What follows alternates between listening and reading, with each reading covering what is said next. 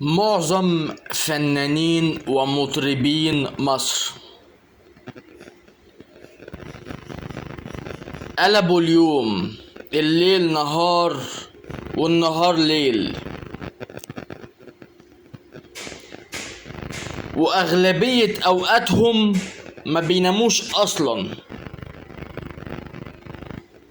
عشان الأغاني وأفلام الفسق والفجور والبلطجة اللي هم بيعملوها، اللي الناس بتتفرج عليها وبتكسبهم مليارات.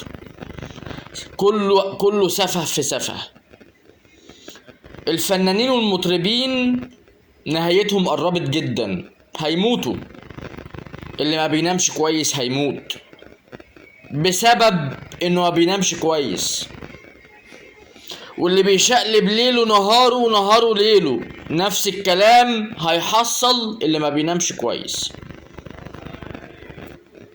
تمام.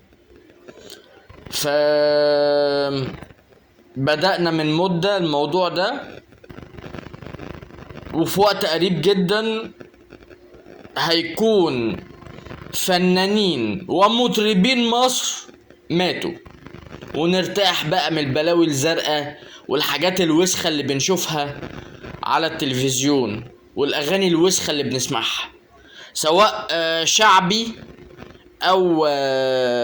أو فن راقي. كل ده اسمه هلس في هلس. نهايتهم قربت. أنا الصراحة بتمنى ان هم كلهم، مش هقول بتمنى موتهم، بس يمشوا من البلد دي. مصر دي بتاعتنا مش بتاعتهم. هم كفرونا في عيشتنا اصلا، يغوروا في داهية ويسيبونا في حالنا.